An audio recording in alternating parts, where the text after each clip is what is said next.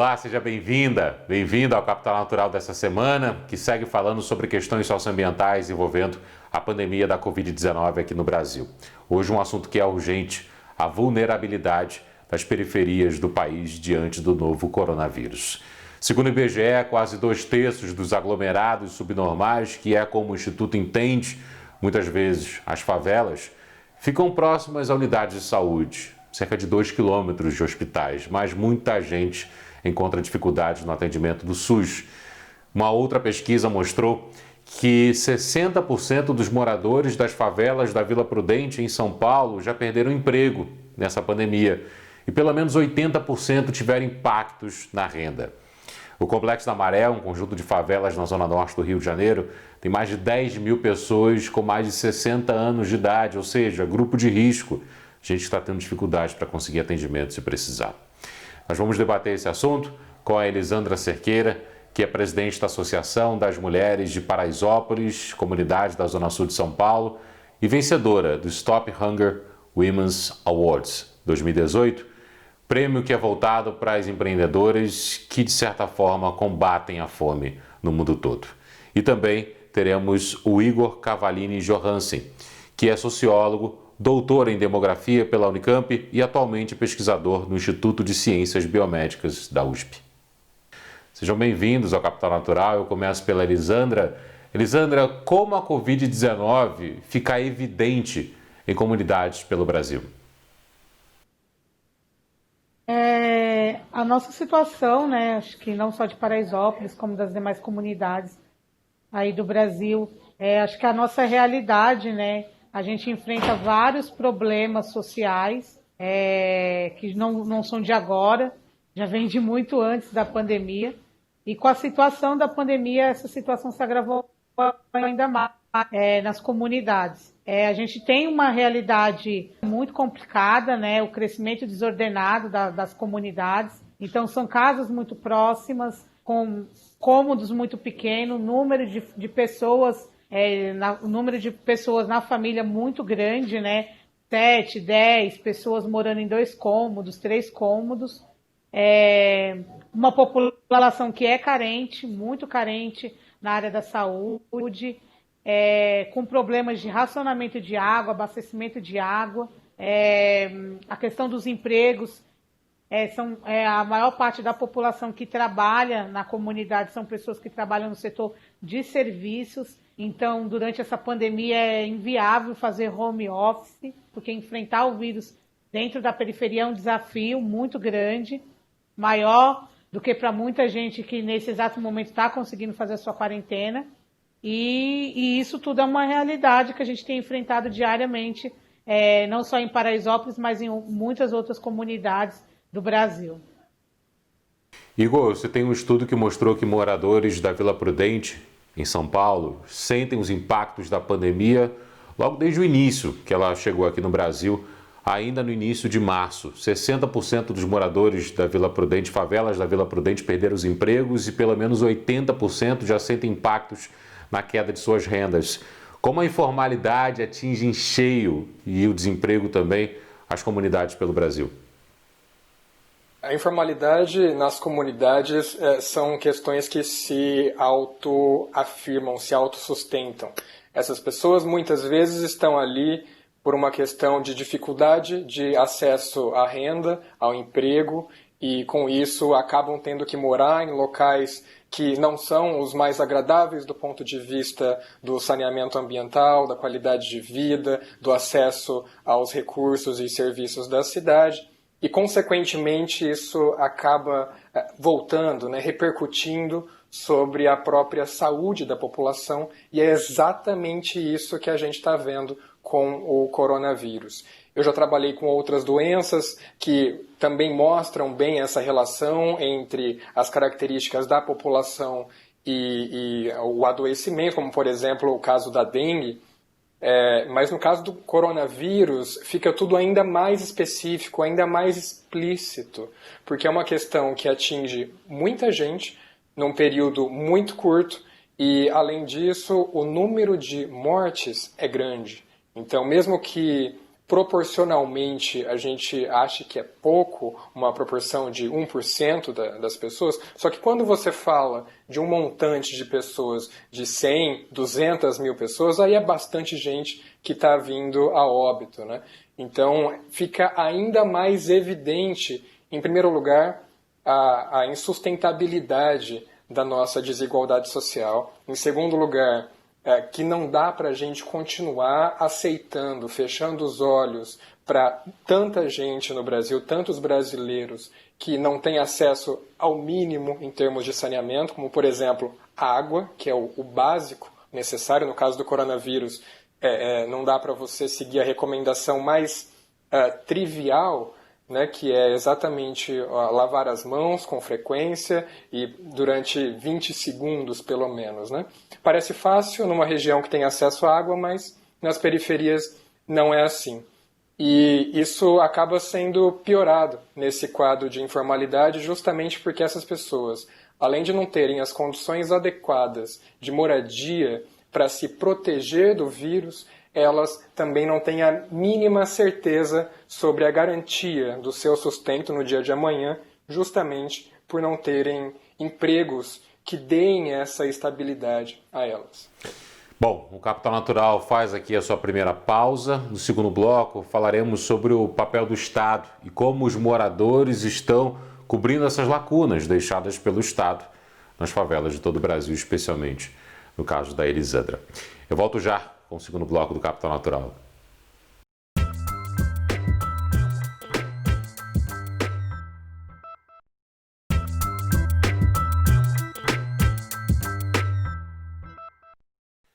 O Capital Natural está de volta nesse segundo bloco, falando sobre a urgência diante da pandemia nas áreas mais vulneráveis do nosso Brasil, nas periferias.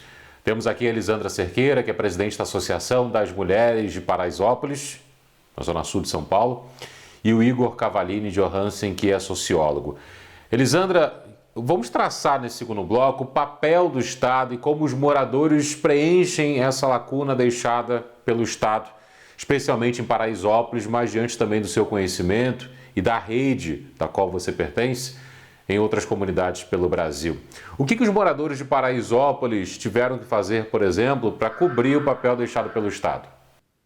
Bom, a gente aqui em Paraisópolis, né, prevendo todo com o crescimento, né, o aumento da desigualdade social, a gente já conseguimos nos organizar em relação ao G10 das favelas e a gente montou operações, programas de atendimento para acolher as principais urgências durante a pandemia aqui na comunidade.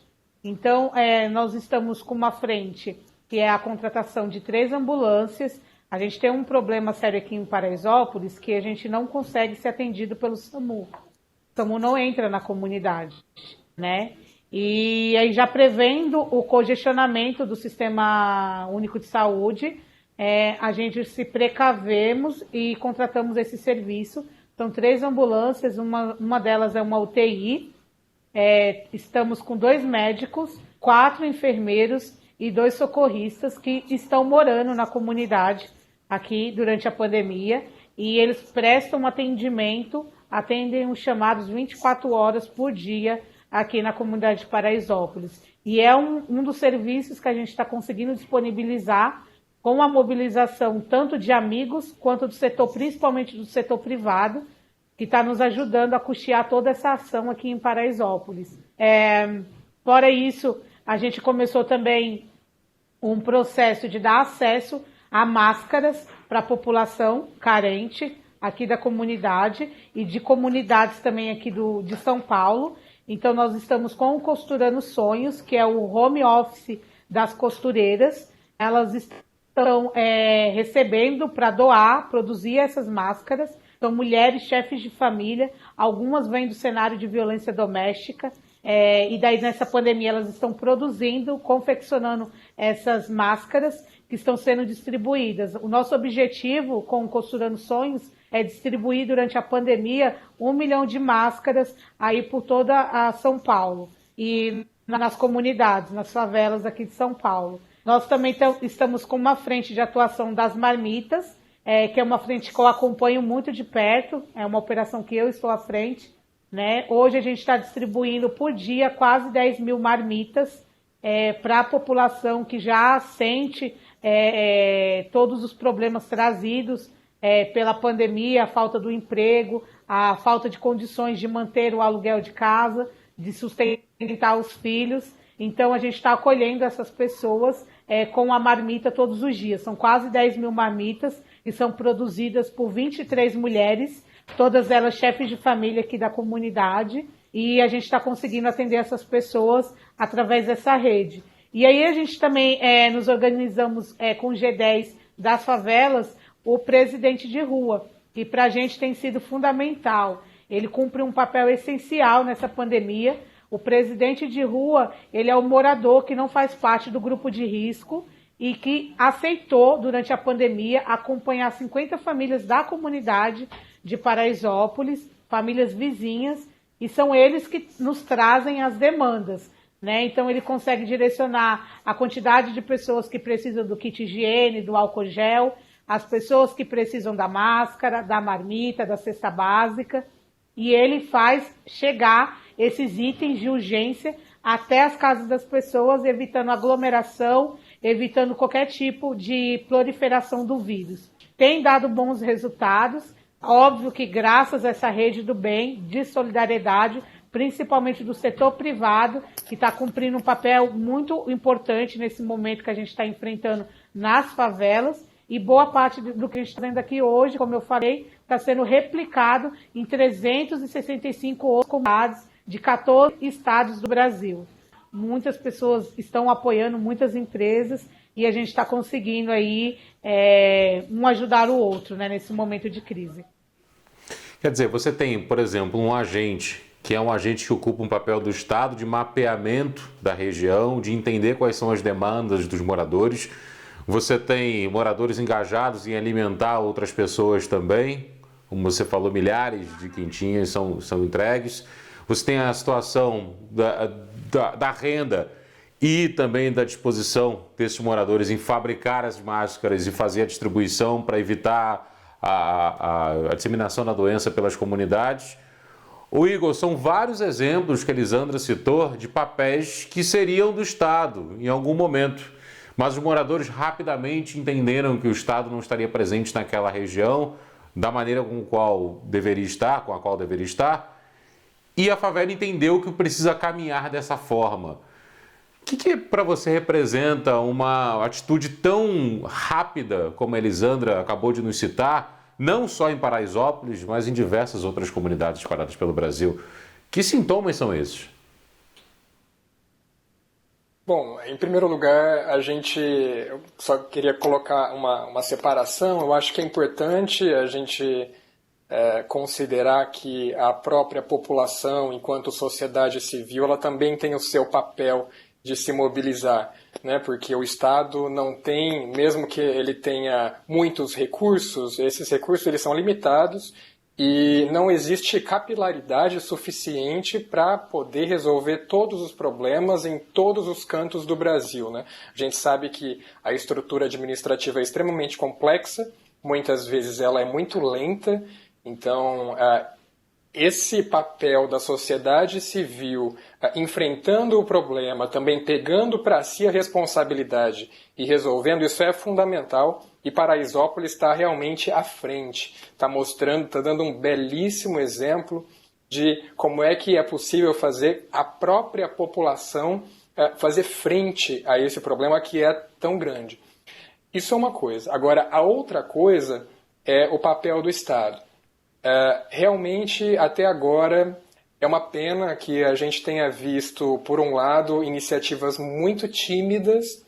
O que a gente tem até agora de mais substantivo é um benefício social de 3 meses, que corresponde a R$600 por mês, que muita gente está com extremas dificuldades para ter acesso.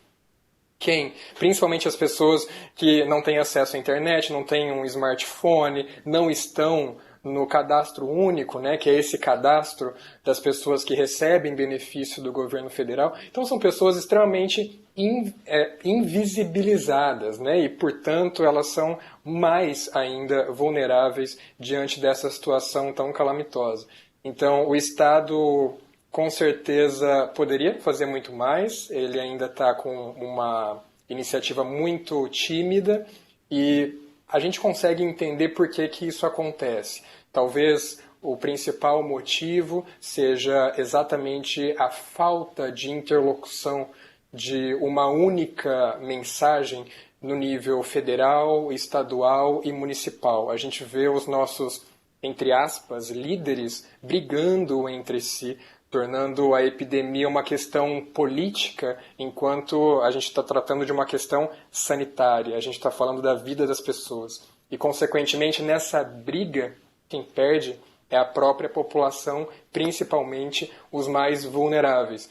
Então, além de ter uma limitação muito grande nas iniciativas que o Estado poderia tomar, que eu digo Estado enquanto governo, né, enquanto esferas de administração, por outro lado, também tem a questão da própria falta de uma mensagem, para que as pessoas consigam se organizar e pensar, bom, qual é o nosso horizonte, para onde estamos indo, em que nível estamos, será que a gente vai ter a abertura? A abertura vai ser mais ou menos quando? Diante de quais situações? Quais garantias eu vou ter? Isso era o papel de um líder, que infelizmente a gente está buscando nessa epidemia e esse espaço está vago. Bom, o Capital Natural faz a sua segunda pausa. Igor e Elisandra vão continuar conosco, debatendo a situação da pandemia da Covid-19 nas áreas mais vulneráveis, nas periferias do nosso país. E eu volto já com o terceiro bloco do Capital Natural. Não sai daí.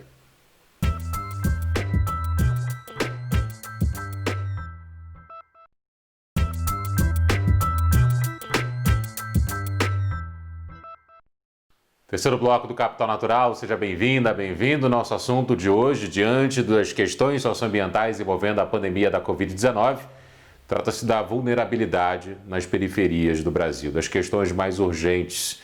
Eu recebo no programa de hoje a Elisandra Cerqueira, que é presidente da Associação das Mulheres de Paraisópolis, comunidade da Zona Sul de São Paulo, e o Igor Cavallini Johansen, que é sociólogo. Aliás, como todo bom debate, a democracia impera. E o Igor vai ser o responsável por fazer uma pergunta agora, já que a gente estava debatendo alguns assuntos nos blocos anteriores, nas comunidades de todo o Brasil, nas favelas de todo o Brasil, e o Igor chamou a atenção para um detalhe importante que a Elisandra comentou no bloco anterior. Diga lá, Igor. Elisandra, eu gostaria de entender um pouco melhor essa ação que Paraisópolis está desenvolvendo com as ambulâncias e essas equipes de saúde. Você comentou que as equipes do SAMU muitas vezes não conseguem entrar em Paraisópolis por uma série de limitações. Por outro lado, vocês contrataram as suas próprias ambulâncias e as suas equipes e eles estão fazendo o serviço. Eu gostaria de saber qual que é a diferença, por que as ambulâncias do SAMU não conseguem chegar nos pontos necessários e o serviço que vocês estão contratando são capazes de fazer. A gente tem um sistema de saúde muito bom, né, o SUS. Só que ele está muito defasado. E simplesmente quando a comunidade solicita o serviço, faz o chamado ao SAMU, eles não conseguem atender, eles não conseguem chegar. Quando consegue ir, demora entre 3, 4, até 5 horas para poder socorrer a pessoa que está ali precisando do atendimento. Então, já prevendo esse congestionamento da saúde por conta da pandemia, a gente sabe que, por questões até da desigualdade, coloca a periferia assim, o último da fila para tudo, né? E o nosso objetivo era salvar vidas, tem sido salvar vidas, né? O que tem nos faltado 60 dias de quarentena, desde que o Estado decretou a pandemia, o isolamento social, a quarentena no Estado de São Paulo, que não, até hoje a gente não teve uma criação de políticas públicas específicas para a realidade das periferias de São Paulo. né, e do Brasil, o que é uma pena, porque são pessoas, são trabalhadores que fazem parte da sociedade, que dá a sua contribuição como cidadão, mas que infelizmente no meio dessa pandemia o cenário da desigualdade fica ainda maior e a gente sabe que a maior parte da população que está morrendo por conta do Covid, e infelizmente, além de ser da área da saúde, são as pessoas hoje que estão na periferia sem acesso à saúde. Além disso, Elisandra, há também questões que já estavam no cotidiano das favelas antes da pandemia. Essa semana no Rio de Janeiro, por exemplo, um menino de 14 anos, João Pedro, foi morto durante uma operação da polícia em São Gonçalo, região metropolitana. Operação em tempos de pandemia, ou seja, com as crianças em casa porque não há aulas, com as pessoas em casa porque ou perderam emprego porque podem optar por não trabalhar, não sair da comunidade, não sair da favela. E ainda assim é uma operação e da maneira que foi a morte do garoto inocente. Não tinha nada a ver com uma operação que era para cumprir 2 mandados de busca e apreensão. Como é que você observa esses movimentos que acontecem apesar de o país estar parado por conta da pandemia? Bom, acho que a gente está vivenciando no país assim, é muito triste. A gente aqui acompanhou a situação da família do João Pedro, é lamentável. E esse é o cenário que o Brasil tem enfrentado, né? É um país ainda que a gente precisa avançar muito em relação tentar ocupar outros rankings que não sejam o ranking da fome, da violência, do feminicídio, do racismo, né? E isso é um desafio que as comunidades, Paraisópolis, a gente enfrenta diariamente. Agora, com a pandemia, a gente enfrenta ainda mais, né? E a gente tem um cenário aí que pós-pandemia a gente vai ter muita coisa para se reconstruir, né? Para levantar, né? Eu sobre o caso do João Pedro, eu ainda cheguei a ter um posicionamento, eu fiz uma postagem no qual eu falo que a gente está passando pela pandemia, estamos enfrentando o vírus, mas não tem vírus pior do que a desigualdade social no Brasil, né? E esse vírus, ele infelizmente, ele mata milhares e milhares de brasileiros todos os dias. Então, eu acho que é um desafio, como o Igor mesmo falou, a gente, enquanto cidadão, a gente tem o nosso papel, a favela, ela tem como dar, sim, uma contribuição. Paraisópolis tem dado um exemplo para muitas outras periferias de organização, de como a gente pode vencer, enfrentar o Covid, o avanço do Covid nas favelas. Enfim, acho que é um desafio e uma lição não só para os cidadãos, mas principalmente para os nossos governantes, né? Combater a desigualdade social. No caso do João, a família foi impedida de entrar em casa, ele foi morto dentro de casa, na comunidade do Salgueiro, durante uma operação das polícias federal, da Polícia Federal no Rio de Janeiro, da Polícia Civil também, e a família foi impedida de entrar em casa, só soube da morte dele horas depois, e o João foi levado no helicóptero da polícia. Igor, o Brasil tem uma dificuldade muito grande de erradicar doenças nas favelas. A Rocinha, a comunidade do Rio de Janeiro, é um dos maiores focos de tuberculose do Brasil. O sarampo também tem sido registrado em algumas favelas. Doenças que em outras partes do Brasil, elas praticamente não existem. Há uma preocupação muito grande das autoridades locais com a velocidade que a Covid-19 terá nas periferias. Como você observa isso com relação ao tempo em que o coronavírus pode ficar em circulação nas favelas por todo o Brasil? Bom, o coronavírus chega numa conjuntura em que outras doenças já estão instaladas, né? Então, a dengue, por exemplo, é uma companhia já de muito tempo das periferias brasileiras. Então, um estudo, por exemplo, que eu fiz durante o meu doutorado foi exatamente para verificar isso. Será que a dengue ela é democrática, como se diz, ou existem determinados grupos que adoecem mais frequentemente por essa enfermidade? E o resultado foi que sim, analisando Campinas especificamente no período de 2007 a 2015, em que a gente teve um conjunto de grandes epidemias, a gente vê que De fato, a doença ela chega a praticamente toda a cidade, mas onde ela acontece com maior intensidade, e aqui por intensidade eu não estou falando só número de casos, eu estou falando proporcionalmente ao número de habitantes. Então, mesmo proporcionalmente, é nas comunidades periféricas que a doença se instala e que ela ocorre de forma mais intensa ao longo da história. Então, isso para dizer o quê? A dengue ela já mostrava que a gente tem uma conjuntura desigual de acesso aos serviços e também aos recursos da cidade. E aí eu estou falando especificamente sobre saneamento. Mesmo quando a gente fala de uma metrópole, de uma sede metropolitana como Campinas, São Paulo a mesma coisa, a gente tem um desenvolvimento, entre aspas, né, bastante intenso do ponto de vista econômico, mas esse desenvolvimento ele ainda é bastante concentrado.